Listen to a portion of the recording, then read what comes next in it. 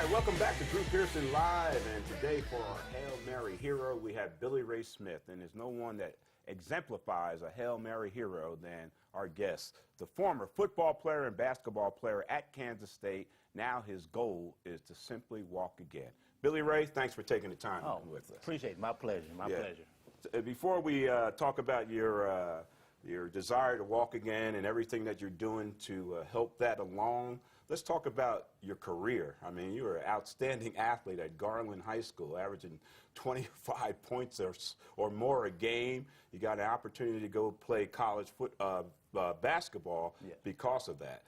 Tell us about your experience over there at Garland High School and what led that to Midland Community College and then to Kansas State. Yeah, like you said, back in Garland, back in '88, middle '80s, was a pretty good high school basketball player. Great winning tradition. Coach Brooks won about 25 games a year, freshman on varsity. You know, back then that wasn't, heard of, pretty common. But had a successful year there, All-American, this and that, and wound up going to Midland Junior College, where we went down there and won a couple junior college championships. Actually lost by 1 point. A lot of people may not know, but Mookie Blaylock, a former NBA player, but we lost him in the game right before the championship and lost by one. So we really felt like we would have won the thing if he would have been healthy. But nice year there. I think I was like the top 9 JUCO All-American in basketball. Wound up going to Kansas State and playing 2 years there with Lon Kruger, another successful coach. And walked on after that and played 1 year under Bill Snyder. Another big guy that's really a Hall of Famer this year, I believe. But real successful. But the only reason I was successful is because, you had great coaches, great team atmosphere, and things like that. It was, team, not an I. So I was successful in that piece. So you went there, you completed what?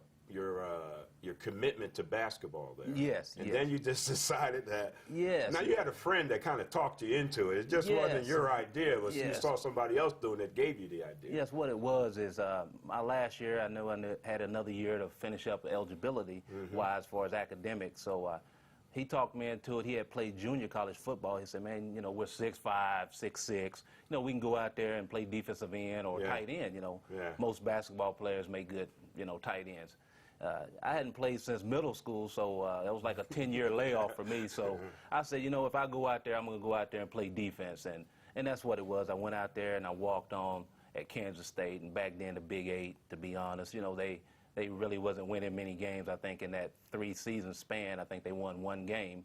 But, of course, they've changed that program around. And it was successful to play 1 year of football under Bill Snyder. Well, it's pretty rewarding that you were able to make that transition like that and get that year in. Yes. Yeah, and then you had a knee injury. Now, did that occur while you were playing basketball or football? No, to be honest, the knee injury, it came later on. It was something that after I finished college and worked 3 years at a Job Corps, and then I came back and worked with Pepsi here in the Texas area. And 20 years later, after coaching some high school track, I noticed I started having some knee issues. My knee started giving out. And at that point in time, we're thinking of some old injuries. But I went to the doctor, and he said, "You probably just got a torn meniscus, something little day surgery. Right. Be up and going 2 or 3 days later." But in routine on that, 8 weeks later, I'm still on crutches and, get blamed for not going to rehab and things like that. And I'm like, well, hey, wait a minute, I'm a 2-time sport guy. I know what it takes to get back on my feet. So to kind of make a long story short, 5 months later, went to a specialist, and they found out I had a herniated disc in the middle of my back, which T6, that was causing all the pain and numbness and stuff. Yes, and what that does is, T6, T7 is right in the middle of your back. Your heart's here, and the issue's right in the back. So what it is just restricted the flow of your nerves. So that's what I was getting really weak, waist down below. So in the process of that, we wind up going to another specialist. And everyone said, you got to get that taken out. So at that point, decided to go ahead and get that taken care of. Went and saw the surgeon and did that, and it wasn't successful. Let's just go that route. So you had the surgery, and then you woke up, and I guess the first thing you asked, or they asked you to move your toes, move your feet. Yes. And you couldn't. Yes, and that's when I knew something just wasn't right about the situation. Yeah. I had the surgery, and when I got out of the surgery, they actually sent me back to do an MRI right after a 8-hour surgery, which was only supposed to take 3 hours. Wow.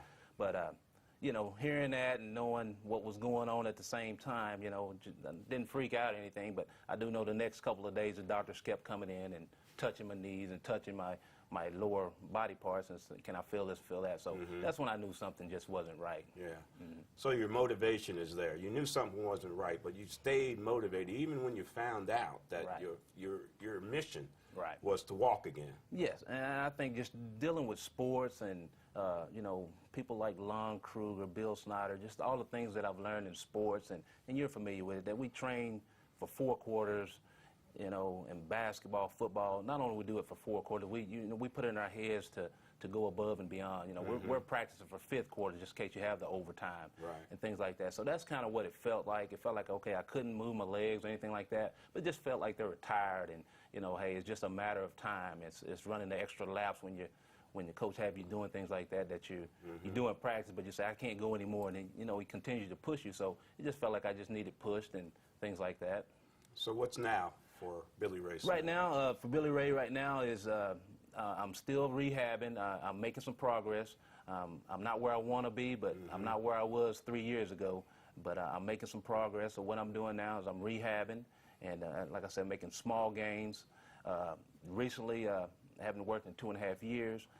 Pepsi called me back. I've been with them 20 years. Nice. So they asked me to come back, work with them Friday. So that's a blessing. Oh, amen. Yeah, Right so on. with that being said, that'll kind of help me get back to go into the right rehab because the insurance will be able to cover some of the things. Oh, nice. And like I said, I will be able to walk. I mean, my determination is definitely there.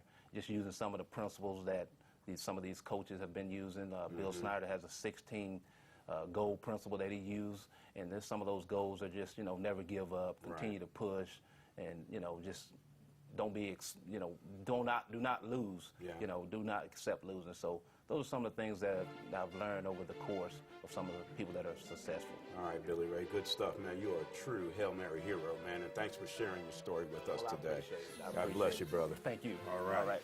All right, up next, grilling and chilling. Doc and I are going to cook up something special for you for game day snacks this weekend. Drew Pearson Live continues after this.